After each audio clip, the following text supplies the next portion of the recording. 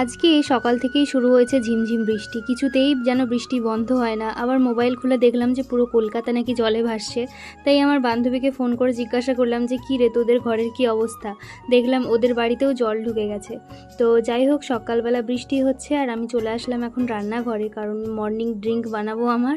আর তার সঙ্গে ফ্রিজে দুধ রাখা ছিল, সেটাকেও গরম করব। আর আজকে চা ছাকার দায়িত্বে হচ্ছে আমার ঠাকুমা, দেখতেই পাচ্ছ, তার জন্য চাটা পড়ে গেল। আর আমি তাই ঠাকুমাকে বলছি যে দিদু তুমি কি করছো, একটু চা ছাঁকনিটা নামাও, চা ছাঁকনিটা নামিয়ে চাটা ছাঁকো, তাহলে দেখবে পড়বে না।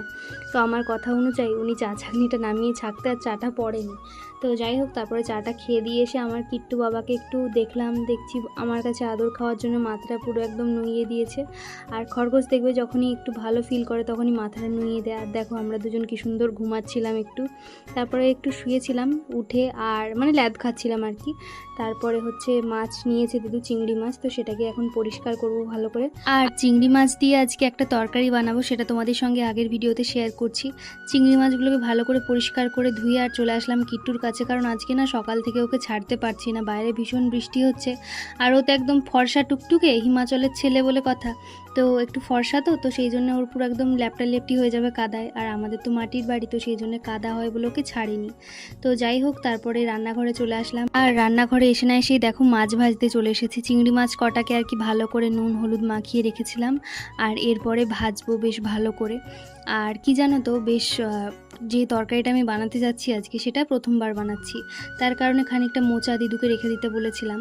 আর চিংড়ি মাছ আমি একটু বেশি ভাজবো না, কারণ চিংড়ি মাছ একটু বেশি ভাজলে কেমন সেই রবারের মতো খেতে হয়ে যায়, তো সেই জন্য তুলে রেখে দেবো। আর আজকে যে রেসিপিটা বানাচ্ছি, এটা আমার রেসিপি নয়, আমি ইউটিউব দেখেই বানাচ্ছি। তবে খানিকটা আমার এক্সপেরিমেন্ট আছে, কারণ আমি প্রত্যেকটা জিনিস একটু এক্সপেরিমেন্ট করি আর কি, এমনই একটু বানিয়েছি আজকে রেসিপিটা। তো যাই হোক, আমি চিংড়ি মাছটাকে ভেজেছিলাম, আর তার সেই কড়াতেই আর কি খানিকটা তেল দিয়ে আলু কটাকে ভেজে নিচ্ছি ভালো করে। আর আলু কটা ভাজা হয়ে গেছে, এবার চলো তুলে নিই। আর আলুগুলোকে এইভাবেই কেটেছি, কারণ এইভাবে কাটলে বেশ তাড়াতাড়ি মাখো মাখো ব্যাপারটা চলে আসবে। আর বড় বড় করে কাটলে না আলুটা ভালো করে ঠিকঠাক ভাজাও হবে না, আর মাখো মাখো ভাবটাও আসবে না।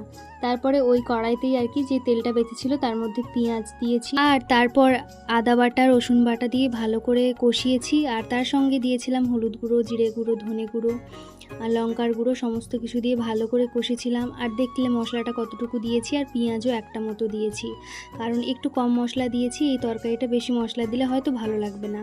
আর বারবার কষিয়েছি। তারপরে দেখো আগের থেকেই মোচাটাকে সিদ্ধ করে রেখেছিলাম, তারপরে মোচা দিয়ে আলু দিয়ে চিংড়ি মাছ দিয়ে মশলার মধ্যে ভালো করে কষিয়ে আর একটু সিদ্ধ হয়ে গেলেই আর কি নামিয়ে নিয়েছি। বেশ দারুণ খেতে হয়েছিল। আর তাছাড়াও আজকে দুপুরে বানিয়েছিলাম একটু বিউলির ডাল, ভাত আর এই মোচার তরকারি, ব্যাস আর কিছু